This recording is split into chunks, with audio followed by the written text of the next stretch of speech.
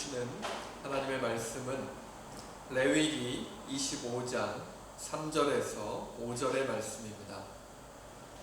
구약성경 185페이지 레위기 25장 3절에서 5절의 말씀입니다.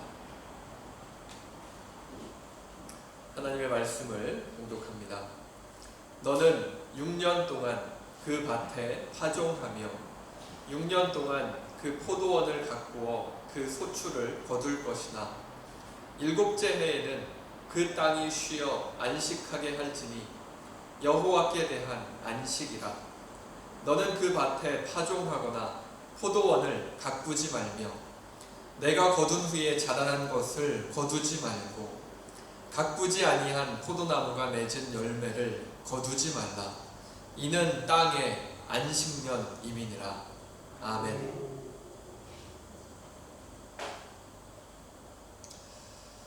네, 올해 첫 주일을 저희가 함께 예배하면서 모이지 못할 수도 있었는데 오늘 함께 모여서 이렇게 예배할 수 있게 되어서 참 감사한 것 같습니다. 작년 한 해 코로나로 인해서 너무나 또 삶의 자리에서 또 교회에서도 너무나 고생이 많으셨습니다. 올해는 적어도 한 반년 정도는 지금과 같은 그러한 상태가 유지되지 않을까라는 생각이 그래도 있지만, 그래도 새해에는 차차 나아질 거라는 그런 희망이 그래도 보이는 것 같습니다. 새해에도 또 새로운 마음으로 또 교회에서 또 삶의 자리에서 하나님께서 우리에게 맡겨주신 일들을 다 잘 감당해내실 수 있는 우리 모든 교우분들 되실 수 있기를 간절히 바랍니다. 오늘 저희가 함께 예배하면서 우리가 원래 살펴보던 마가복음의 본문을 잠시 쉬고 레위기 본문을 우리가 오늘 함께 살펴보려고 합니다. 오늘의 본문은 땅의 안식년에 관한 그런 말씀입니다. 고대 이스라엘의 농사법으로 하나님께서 이스라엘 백성들에게 가르쳐 주신 그런 농사법이지요. 하나님께서 천지를 창조하실 때 6일간 일하시고 하루를 쉬셨던 것처럼 땅도 사람도 우리의 모든 것에도 안식이 필요하다라는 것을 하나님께서 가르쳐 주시는 그러한 본문입니다. 그래서 오늘 본문을 보면 농사 지을 수 있는 땅에서 6년간 농사를 짓고 이제 7년째 되는 해에는 어떻게 해야 된다라고 말하고 있지요? 땅을 안식시켜야 한다라고 성경은 우리에게 이야기해주고 있습니다. 어떠한 안식이냐면 아주 철저하게 지켜야 하는 그러한 안식입니다.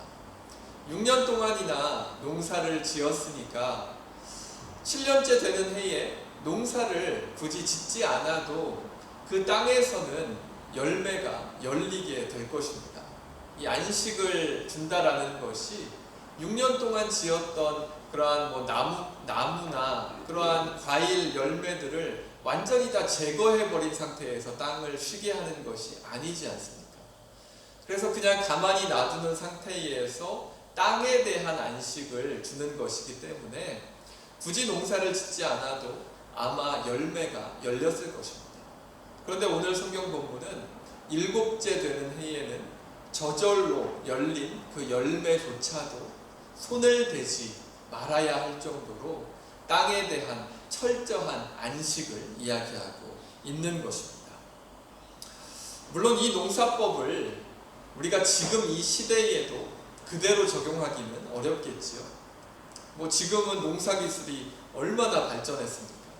그리고 땅에 뿌리는 그런 비료의 기술도 엄청나게 발전해서 굳이 땅을 1년씩이나 쉬게 하면서 안식을 주지 않아도 매년 풍성한 그런 열매들을 맺을 수 있는 그런 농사 기술이 지금 시대에는 있습니다.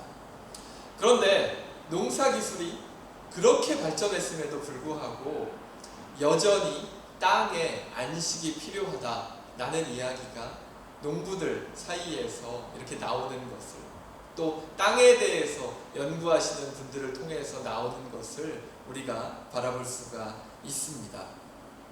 좋은 토양을 유지하기 위해서는 땅을 쉬게 하면서 그 땅이 가진 그러한 강한 생명력을 유지시켜야 된다라는 그러한 이론이지요. 비료를 뿌려서 억지로 땅을 비옥하게 만들면 그 땅을 통해서 어떤 풍성한 열매들을 지금 당장 맺을 수는 있겠지만 그것이 결국에는 땅을 점점 더 황폐하게 만들어서 장기적으로 봤을 때는 결국 손해를 보게 된다라는 그러한 이야기들입니다. 상식적으로 우리가 생각해 보아도 어떤 것이 나을까요? 땅 자체를 쉬게 하면서 그 땅을 강한 생명력을 가진 땅으로 유지하고 그 땅에서 얻은 열매를 우리가 먹는 것하고 비료를 통해서 땅을 비옥하게 만들어서 그 땅을 통해서 얻은 열매를 섭취하는 것, 이 두 가지 중에서 어떤 것이 더 좋을 것 같습니까? 두 가지 그런 곡식들이 앞에 이렇게 놓여져 있으면 어떤 거를 드실 것 같으세요? 아무래도 자연적으로 땅의 힘으로만 얻은 곡식을 우리가 섭취하는 것이 우리의 몸을 생각하더라도 그게 더 당연히 좋을 것 같죠. 억지로 비료를 뿌려서 얻은 결실은 정말 풍성해 보일 수는 있겠지만 장기적으로 봤을 때는 오히려 더 손해를 보는 그런 방향으로 나아갈 수도 있다라는 것입니다. 하나님께서는 오늘 본문을 통해서 땅을 쉬게 하면서 땅의 생명력을 강하게 유지시켜야 된다라고 우리에게 가르쳐 주시면서 사람도 그 사람의 생활도 그리고 그 사람의 신앙에도 이러한 안식이 필요하다라고 말씀하십니다. 교회를 생각해 볼까요? 그동안 우리 한국교회의 모습이 어땠던 것 같습니까? 우리 한국에서 우리 한국분들이 모여서 정말 세우시고 발전시키셨던 그 교회의 모습들이 어떠했나요? 성장 위주였지요. 누구도 우리 한국교회를 보면서 우리 한국교회가 성장 위주로 달려왔다라는 사실에 토를 다실 수는 없을 겁니다.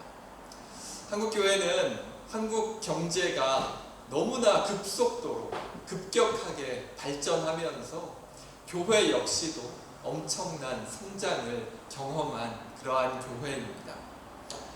그러면서 그러한 사회가 급속도로 발전하는 속도에 맞춰서 교회도 엄청난 속도로 성장했고요. 그러면서 교회 역시도 그러한 성장을 추구했습니다. 교회가 성장하면서 또 어떠한 일이 생겼습니까? 교회에 돈이 몰려 들어왔고요. 그리고 세상의 힘이, 세상의 권력이 교회 안으로 이렇게 밀려 들어왔습니다. 교회가 원했던 것은 아닐지라도 교회가 그러한 세상과 속도를 맞추어서 같이 가다 보니까 그러한 세상이 가진 힘과 권력과 돈이 교회 안으로 같이 들어왔다라는 거죠. 그러면서 더 이상 교회가 연약하고 작은 그러한 존재가 아니라 오히려 세상보다 더 큰 힘을 가진 곳이 교회가 되기도 했습니다.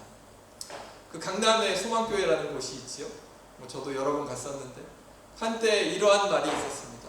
강남의 소망교회에서는 그 정부의 장관과 차관과 그 정부 요인들만 모아서 성가대를 만들 수도 있다 라는 그러한 말이 강남의 소망교회에 있었습니다. 그 정도로 정말 그러한 말들이 나올 정도였으니까 교회가 가진 그러한 힘과 권력이라는 것은 정말로 대단했던 그러한 시대가 있었지요. 그런데 작년 2020년에 코로나 사태가 터지면서 교회들에게 어떠한 모습들이 나타났지요? 교회의 어두운 그러한 민낯이 낱낱이 드러나게 됐습니다.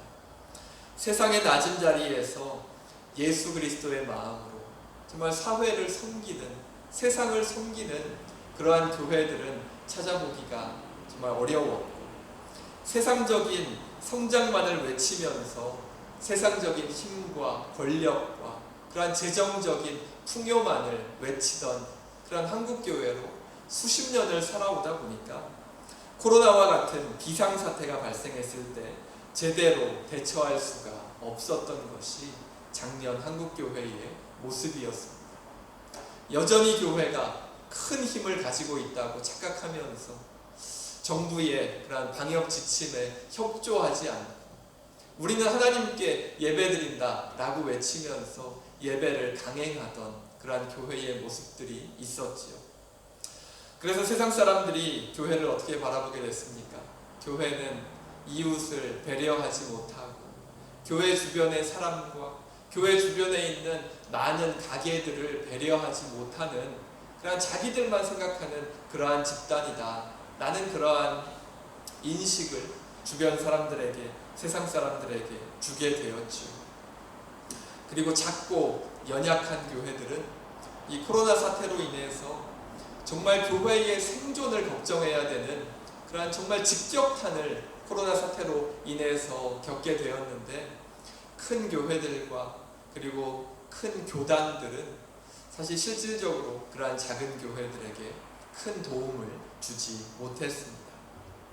교회 안에 모여서 하는 프로그램 위주로 성장을 목표로 달려가던 그러한 교회들이었기 때문에 코로나로 인해서 교회 모임을 강제로 가질 수가 없게 되는 그러한 상황이 되자 할 수 있는 것들이 많지가 않았습니다. 물론 보이지 않는 곳에서 묵묵하게 교회의 본분을 지킨 교회들도 많이 있었지요. 그러나 너무나 많은 교회들이 아쉬운 모습을 보여주었습니다.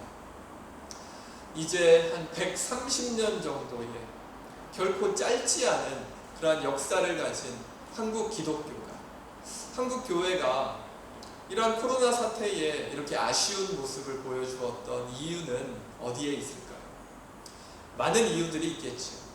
많은 이유들이 있겠지만 하나님께서 오늘 본문에서 가르쳐 주신 것처럼 교회라는 토양도 때때로 안식을 가지면서 하나님의 뜻에 맞게 올바르게 성장하고 있는지, 하나님 안에서 올바른 방향으로 가고 있는지를 점검하는 그러한 시간들이 있었어야 했는데 그동안 한국교회는 그러한 시간들을 가질 수가 없었기 때문에 정말 이처럼 부끄러운 모습들이 나타나지 않았나 생각해 보게 됩니다. 우리의 신앙도 마찬가지인 것 같습니다. 우리의 신앙에도 안식이 필요하지요. 매주 모여서 예배하는 것은 정말 중요한 일입니다. 우리가 교회라는 이름으로 모여야 하는 이유들은 따로 이야기하지 않아도 될 만큼 너무나 중요한 그러한 가치를 가지고 있죠. 그러나 나의 신앙적인 안식을 위해서, 나의 신앙적인 고민을 해결하기 위해서 잠시 안식의 시간을 가지는 것 또한 죄가 될 수는 없는 것입니다. 하나님께서는 우리의 예배 출석표를 만들어 놓고 하늘에서 주일마다 우리를 내려다보시면서 오늘 교회 안 나왔네? 결석, 팁 이렇게 하시는 분이 아니시기 때문입니다. 하나님께서는 어떠한 분이시죠? 하나님께서는 우리의 마음의 중심을 보시고 우리가 어떠한 마음으로 예배의 자리로 나아오는지, 그리고 예배의 자리로 나아오지 못했더라도 우리가 어떠한 마음으로 나의 삶의 자리에서 하나님을 바라보고 있는지를 먼저 살피시는 분이 바로 하나님이시기 때문입니다. 이제 마음 편하게 예배를 빠지시라는 그런 말씀이 아니라 신앙적인 안식과 쉼이 필요한 그러한 때가 되었다면, 나의 신앙을 돌아보면서 내가 개인적으로 그러한 위기의식을 느끼는 때가 있다면 저와 상담을 하시거나 또는 개인적으로 해결하시기 위해서 이러한 신앙적인 안식과 쉼을 가지시는 것도 괜찮다라는 것이죠. 때로는 잠시 쉬면서 나의 신앙을 점검하고 나는 하나님 안에서 올바른 신앙의 길을 걸어가고 있는지를 점검하는 것이 반드시 우리의 신앙의 길에도 필요하기 때문입니다. 모든 일에는 속도도 중요하지만 중요한 것이 뭐지요? 방향입니다. 속도도 물론 중요합니다. 시간에 맞게, 우리가 계획한 때에 맞게 그러한 일을 해내야 되는 속도도 중요하지만 그 일이 제대로 된 방향으로 가고 있는지를 점검하는 것도 너무나 중요한 일입니다. 내가 올바른 방향으로 가고 있는가? 내가 지금 나의 인생에서 놓치고 있는 것은 없는가를 돌아보는 것은 너무나 중요한 일이죠. 그리고 방향을 살피기 위해서는 우리가 어떻게 해야 됩니까? 잠시 멈추어야 합니다. 계속 앞만 바라보면서 전진하고 나아가면서는 제대로 된 방향을 살피기가 쉽지가 않기 때문입니다. 나를 돌아보고 제대로 된 방향을 바라보기 위해서는 잠시 멈추는 시간이 반드시 필요합니다. 말씀을 정리해 볼까요? 작년 한 해는 우리 교우들에게, 또 우리 교회에게, 또 한국 교회에게, 또 전 세계에 있는 교회들에게 하나님께서 코로나로 인해서 강제적인 안식을 주신 그런 한 해였다고 생각이 듭니다. 교회들이 쉴 생각이 없이 앞만 바라보면서 나아가고, 그러면서 하나님의 뜻을 생각하기보다는 하나님과 상관없는 그러한 일들에 열심을 내는 그러한 모습을 보여주었기 때문에 하나님께서 강제로 잠시 쉬면서 정말 올바른 방향으로 가고 있는지를 점검해 보라고 하나님께서 쉬게 해주셨던 그러한 시간들이었던 것 같습니다. 경제적으로는 타격이 있었고 또 여러 어려움이 발생했던 그러한 시기들이었지만 교회에게는, 또 우리 가정에게는, 우리 자신들에게는, 또한 우리의 가정과 우리 자신과 우리의 자녀들과 우리의 신앙과 우리의 인생을 다시 돌아볼 수 있는 그러한 시간들이었다고 생각이 듭니다. 저희가 작년 31일에 얼마 지나지 않았죠? 송구영신 예배도 모이지 못했습니다. 또 코로나가 다시 퍼져나가기 시작하면서 송구영신 예배도 모이지 못해서 저희가 31일 밤 9시에 그냥 저희 가족만 따로 모여서 이렇게 예배를 드렸습니다. 그리고 예배 후에 가족들 간에 이렇게 서로 부탁할 것을 하나씩 적어오게 했습니다. 그러니까 저희 아들한테는 아빠한테, 엄마한테, 또 동생한테 부탁하고 싶은 것을 뭐 너무나 많겠지만 딱 하나만 적어오라고 이렇게 해서 예배를 드렸습니다. 그리고 예배 드리고 나서 이제 그 내용을 이렇게 한 명씩 돌아가면서 이렇게 서로 나눴는데요. 정말 그 아이들이 이야기하는 것을 보면서 정말 또 저와 제 아내가 놓치고 있었던 것들을 참 많이 이렇게 돌아볼 수 있었습니다. 정말 이 코로나라는 시간이 아니었으면 사실 또 아이들과 이렇게 또 많은 시간을 보낼 수가 없었을 것이기 때문에 이게 코로나라는 시간이 힘든 시간이었지만 또 다른 면으로 생각하면 또 아이들과도 더 잘 알아갈 수 있는 그러한 시간들이기도 했던 것이죠.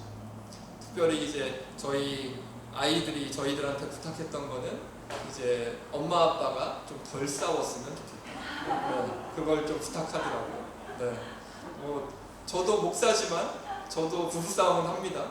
의견이 맞지 않으면 당연히 부딪힐 때가 있죠. 이제 저희 아이들이 또 엄마 아빠가 조금 덜 싸우면 더 좋을 것 같다 라고 부탁을 했고, 저희 딸 하윤이는 저에게 부탁하기를 아빠가 너무 오빠 말만 듣고 자기 말은 잘 안 들어준다 라고 얘기를 하더라고요. 그래서 오빠 말만 듣고 판단하지 말고 자기 얘기도 좀 더 듣고 판단을 해달라 라고 부탁을 했습니다. 그 얘기를 들으면서 제가 정말 그렇게 행동을 했었구나 라고 이렇게 깨달을 수 있는 그런 시간들이 있었죠. 이처럼 작년 한 해는 우리가 코로나로 인해서 참 많은 어려움들이 있었던 한 해이기도 했지만 또 그 이면에는 또 우리 자신을 또 돌아보고 우리의 인생을 돌아보고 또 우리가 가정에서 각자 예배하면서 하나님과 나와의 관계를 다시 한번 돌아볼 수 있는 그러한 시간들이 있었던 한 해이기도 했던 것 같습니다. 올해는 어떨까요? 아마도 하나님께서 교회들에게 그리고 우리 가정에게 주셨던 쉼의 시간들이 작년보다는 좀 마무리되는 그러한 시기가 되지 않을까 싶습니다. 다시 일어나게 하시고 다시 시작하게 하시는 그런 한 해가 될 줄로 믿습니다. 하지만 지금 당장 이 상황은 아직 이전처럼 완전히 돌아가지 못하고 아직도 새로운 시작을 준비하는 그러한 과도기적인 그러한 시기를 우리가 이번 주에도 지금 보내고 있지요.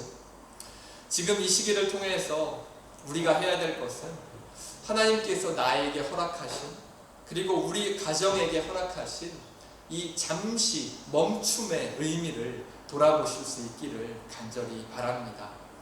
그리고 지금까지 살아온 나의 인생과 나의 신앙의 모습을 다시 한번 점검하면서 나는 제대로 된 방향으로 걸어가고 있는지를 다시 한번 점검해 보실 수 있는 우리 모든 교우분들 되실 수 있기를 간절히 바랍니다.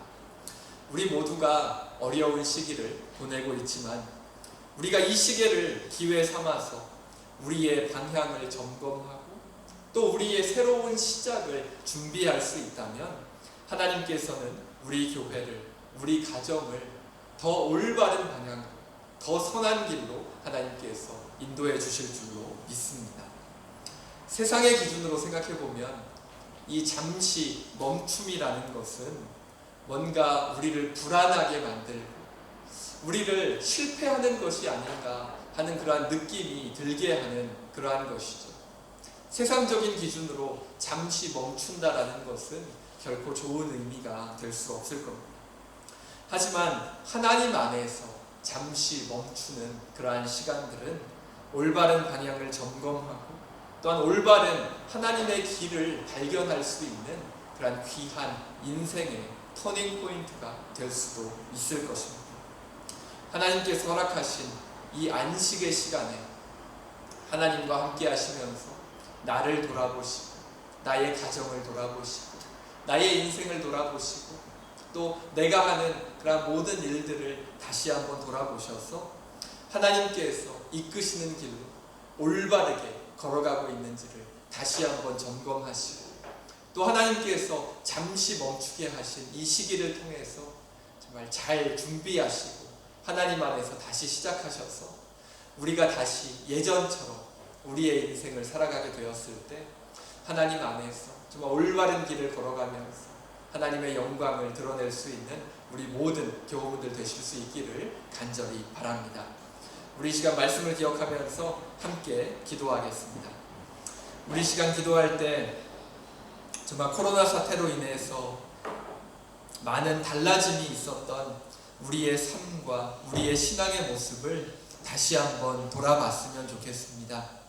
하나님께서 잠시 멈추게 하시고 우리의 인생을, 우리의 신앙을 다시 한번 돌아보게 하셨는데 그 기간 동안 우리의 모습은 어떠했는지 우리의 모습을 돌아보면서 이 시간 함께 기도했으면 좋겠습니다.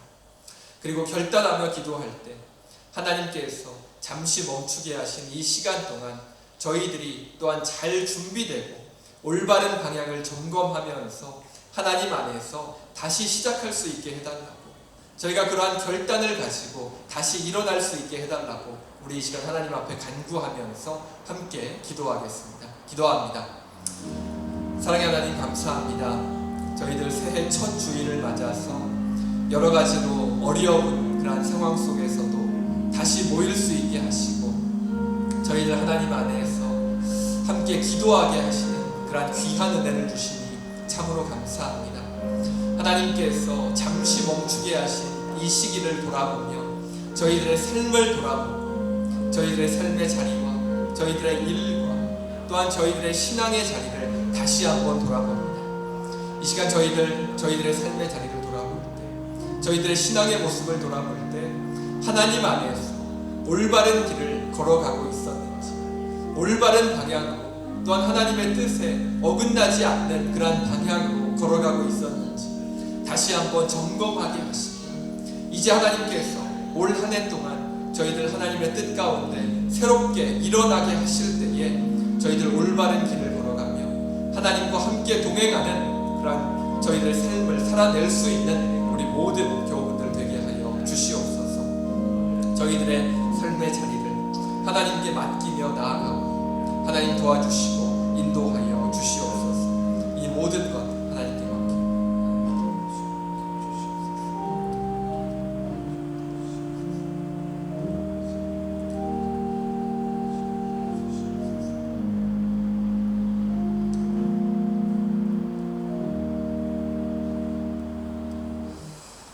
함께 기도합니다.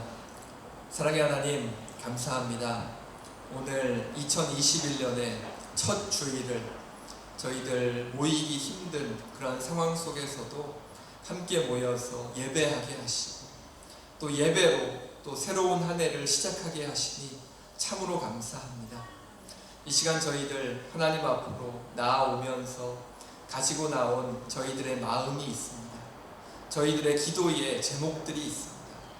그 모든 것들 하나님 앞에 내려놓사오니 저희들 하나님 안에서 새롭게 시작할 수 있게 하시고 작년 하나님께서 잠시 멈추게 하셨던 그 시간을 통해서 저희들 돌아보았던 저희들의 생각과 저희들의 마음을 가지고 또 하나님 안에서 새롭게 한 해를 시작할 수 있는 귀한 은혜가 우리 모두에게 있게 하여 주시옵소서. 저희들의 삶의 자리를 기억하여 주시고 저희들의 가정과 저희들의 자녀들을 기억하여 주셔서 저희들의 삶의 자리에 있는 모든 것들, 저희들의 마음 가운데 있는 모든 기도의 제목들 이 시간 하나님 앞에 내려놓사오니 하나님께서 그 모든 것들을 이끌어 주시고 하나님께서 이끌어 주실 수 있는 가장 선한 길로 올 한 해 동안 이끌어 주시기를 간절히 바라고 원합니다. 저희들 이 시간 기도하며 예배의 자리로 나아갈 때 정말 새로운 마음으로 이 자리에 나왔사오니 이 마음이 올 한 해가 끝날 때까지 365일 정말 매일매일의 삶 속에 같은 마음으로 계속하여 하나님을 바라볼 수 있는 그러한 상황으로 또한 유지되게 하여 주시옵소서. 이 모든 것들 하나님께 맡기오니 하나님께서 책임져 주시기를 간절히 바랍니다. 이 모든 것 주 예수 이름으로 기도합니다. 아멘. 이제는 우리 주 예수 그리스도의 은혜와 하나님의 사랑과 성령님의 감동, 감화, 인도하심이 하나님 안에서 안식하며 하나님 안에서 올바른 방향을 가지고 새롭게 일어나기 원하는 모든 샘물장로교회 성도들과 그 삶의 자리와 자녀들 가운데 지금으로부터 영원토록 함께 하시기를 간절히 축원하옵나이다. 아멘.